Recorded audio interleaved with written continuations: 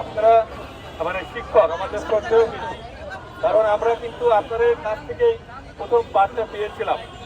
শিক্ষক হলে সমাজের সবচেয়ে মর্যাদাবান সম্পূর্ণ ব্যক্তি।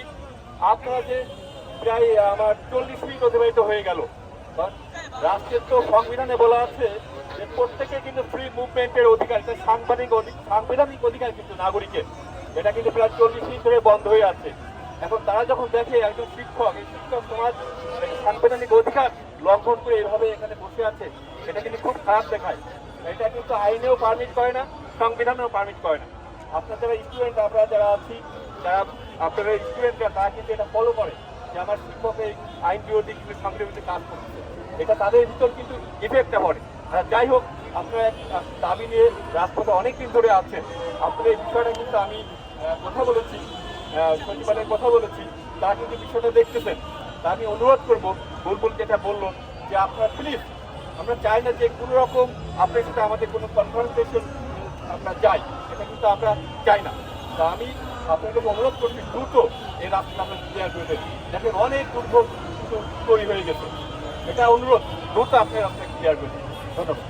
প্রশাসনের পক্ষ থেকে আমরা ইতিপূর্ব পর্যন্ত আমরা শান্তিপূর্ণ আন্দোলন করেছি, আমরা হাঙ্গামা করি নাই, আমরা রাস্তা ব্লক করি নাই, পুলিশের সাথে ধস্তাধস্তি করি নাই। সেই কারণে আমাদের হয়তো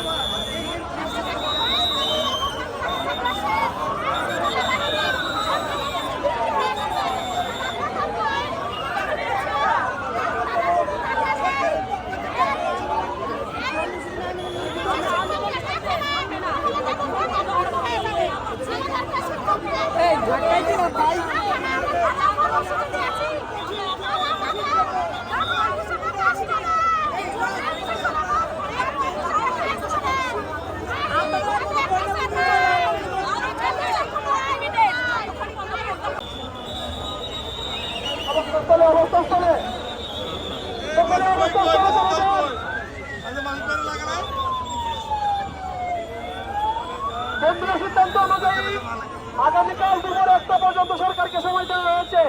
সেই সময় পর্যন্ত আপনাদেরকে ধৈর্য ধারণ করার অনুরোধ জানাচ্ছি। অনুগ্রহপূর্বক আপনারা সকলে অবস্থান স্থলে চলে যান।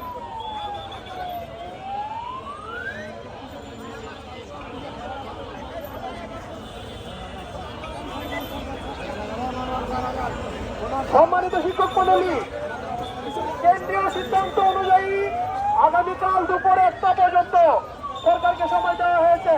সেই সময় পর্যন্ত ধৈর্য ধারণ করার অনুরোধ জানাচ্ছি এবং অবস্থান স্থলে ফিরে যাওয়ার অনুরোধ জানাচ্ছি। আমরা সকলেই আত্মহতি দিব।